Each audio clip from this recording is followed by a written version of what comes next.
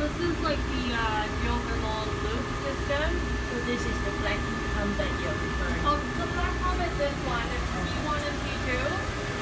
And then they alternate between each other, but they never work together at the same time. It will be one or two. And then so most of the like occasionally I would come down to check that one of them is working. But sometimes they rest, when the heat pumps are not working, you would hear them on silent. So it's okay. And then so sometimes I would check the temperature. This is the loop temperature.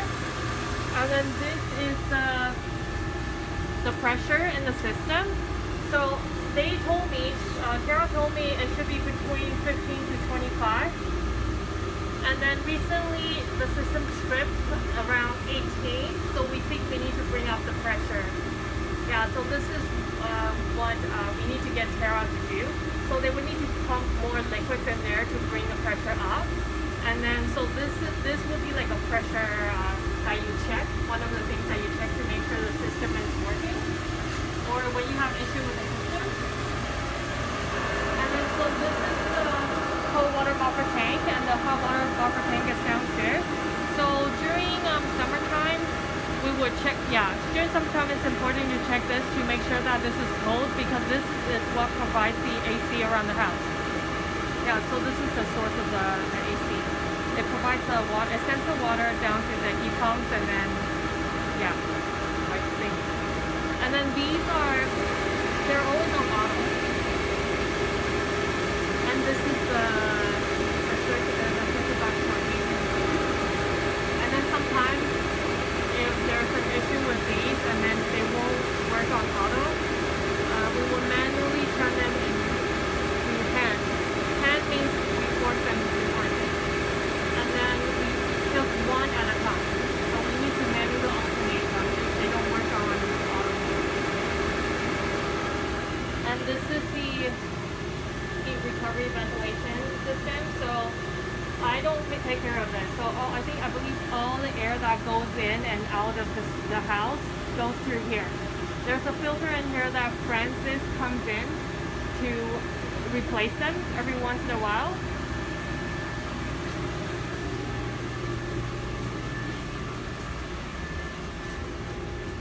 And here are the air handlers. I don't know what a air handler Oh, so all it does is just distribute the cool air around the house. It's just like a big fan. It just blow the cold air around the house through these pipe, and then it goes around the house.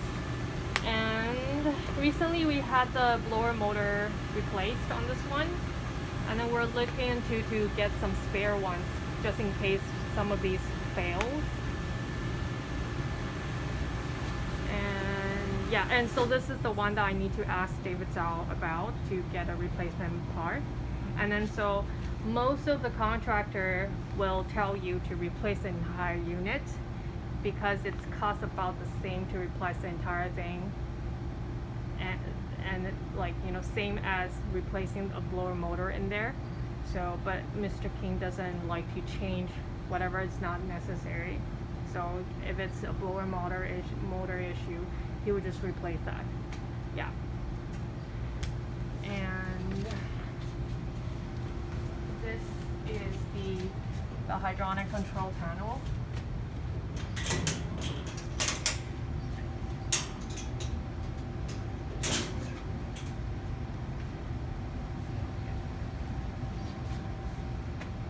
So I think this is like the brain to that's controlling the hot and cold water buffer tank, and the temperature, like the heat pump, geothermal pumps of this house. So these are relays. So sometimes if there's an issue with the system, if we check the units seems to be fine, it could be the relay that's burned out. And then for this, we usually get Francis. So Francis would do like the reading of the relay to make sure that there's no issue. The Nemo guy? No, it's Francis. Oh, Francis. Yeah, Francis is a friend of his who he trusts. Who he trusts very much. So a lot of times we would get him to check what could be the issue, And then he was also the guy who found out that the blower motor was blown. So that's why before we got the air handler dealer to replace the blower motor. So he's the guy that we always go to. Yeah, so I never touch these. Oh, don't touch it. Yeah, never touch it. I wouldn't touch anything like this. Yeah, so recently I did an adjustment for this because last winter there seemed to be not having enough heat around the house. So we update the setting on that. So we should be good for this winter. Yeah, in general, I never touch this.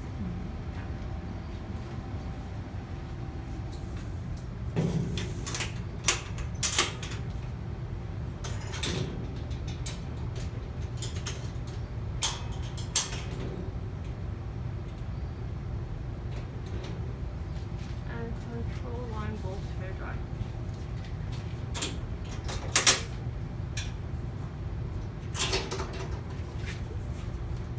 So this one's even stuck.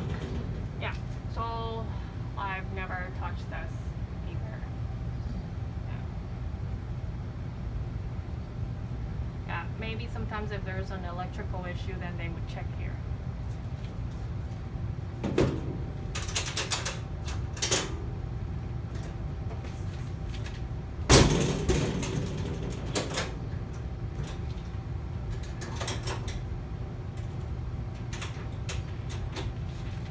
And this is the security system, the alarm security system.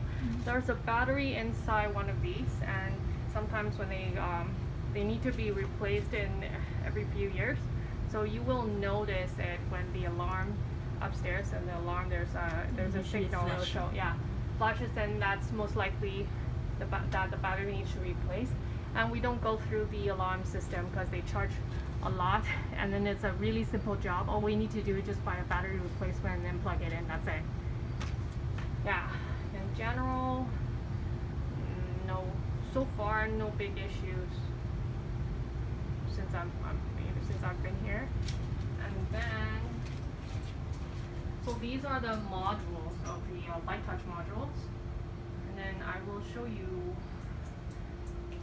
show you where the spare parts are. So sometimes when the light touch is not working, it could be that one of the modules, something on the module was burned out, and that's when I would get Peter Tam to do electrical reading. But then I would first find out which button that's not working, and which module it corresponds to, so that Peter could do a reading. And then sometimes it could be There's some kind of menu for that, right? So there's like which module corresponds which to which legs. Yes, I will show you later. That's actually upstairs. It's very yeah, most people don't know where to find it, but I was really lucky enough that I found it, and I was able to figure out which one it belongs to. And then and then we ended up replacing the modules and with the spare one. And then usually Peter would take that old module back and try to fix it. Yeah. So far we're lucky. So far he's able to fix all the two modules that burned out. He was able to fix them, and then he would return it on his next visit, and I would wrap it well, and then put it back to the spare parts. So we would reuse them. And then this is the brain of the light touch. That's where the software is installed in one. I think it's in one of this. The brain is in here, and then so Kevin Nemo is the guy who does the software updates for us. Yeah, and I think he's probably the only guy who's able to do it. Who's doing now. make sure it doesn't die soon. Oh, I think he looks pretty young. He's probably in his 40s, and I think he should be fine. And he's a really, really nice guy. And if we ever need him, because he's making some side money too. Yeah, side money. We decided to go through him directly, not through his company, and he's okay with it. Of course. Yeah. So this is for the Crestron system. So the Crestron system connects the to monitoring system. That so makes a lot of problems, right? This one is just allowed us to use the app on iPad to control this. Yeah. And Mr. King does use that to monitor, to make sure that all the lights around the house are switched off. Yeah. So sometimes when there's an issue with his light touch system, we would turn this off, wait for a few minutes before we turn it back on, and then sometimes this would troubleshoot. It would Just reset everything. Yeah, sometimes. And then if it's like a mechanical thing, like the parts that's burned out, then that we get Peter Pan. Yeah.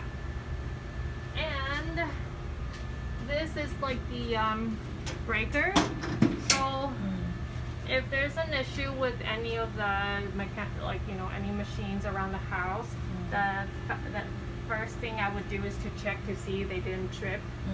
That's probably the fastest way. And then here it'll show you Which is which. what each things are here, so you could check here. Yeah, so far since I've been working, it's never the breaker issue. I don't think they turn on the light very often either, so. Yeah, so and then this is the backup system, the generator. So we run a test once every Rerun it or month. somebody run it? I run it. We have to manually run it once every month. Oh wow. And so Yeah, when you run it, I will take another video to make sure I know how to run it. yeah, so I'm thinking maybe what day is today? It is Wednesday. So maybe Friday afternoon we can run it, or next Friday we can run it. Next Friday I won't be here. Oh yeah, that's true. So this Friday will be better. Okay, so we can do it on Friday. So once we turn the test on, it'll run for 15 minutes and it will all shut off, but then we have to come back and switch it off. Yeah. And then this is also the breaker as well. Yeah, and then the reference here. And then this is the surveillance system. The monitor is always off when we don't need it, when we use it. Yeah, so you can see what's going on here. Yeah. And now so there's an auto taping, right? Recording. Not that I know of, I'm not sure. But anyway, so Peter Tam, the guy who would help us replace the module, he knows these things, so he would be, sometimes Mr. King wants, kind of a warning. yeah, so sometimes Mr. King wants him to add, I don't have the password on top of my head, I don't have the password now, but yeah. Sometimes it could be like a connection issue because I believe the server is in China, so it has to go through China and then send the feed back. So that's why it's China. it's most of the server these days are in China or Russia. Yeah. So I don't, in general, I never touch this. I never have to. And then just close it, keep it closed. And then the wire. So what is this one? This? I believe this is the gate control. Yeah, gate control wiring. I've never opened it. Yeah. Peter's job. This one probably a professional gate guy. Yeah. And then that's the fiber internet. So we have 3 phone lines. The fax line no longer exists. It's a phone line now. So it's 3 phone lines, and then each fiber can only have 2 numbers, 2 phone numbers. So that's why we requested to have the second line installed. So they are on here. I never touch it unless there's TELUS technician are really stupid, including the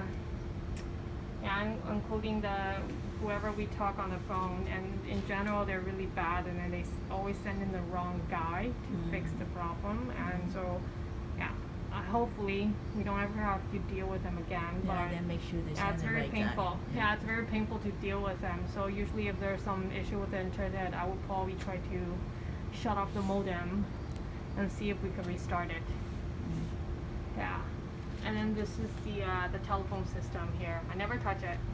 And so far, I think so far so good. Yeah. And then so Anstel is the guy. So the guy who set up the system for us was, I think it's Jazz. So he's the guy. So if you go Anstel if you just search that Anstel in our email, you will find that it's Jazz is the guy that I contact. I keep in touch with when I have an issue with the system. Yeah. So you don't talk to Talis. So this is. Oh, this Anstel is for phone system. How these things work. I see. Yeah, how like when I press this and then it'll go through that. Yeah, so Anstel controls this, and yeah.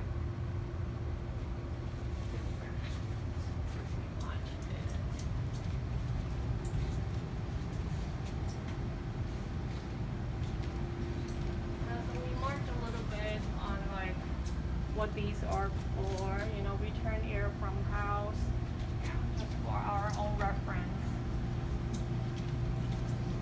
And this is the gas line that sends gas to the boilers downstairs. And yeah, so you will see like outside fresh air to the HRV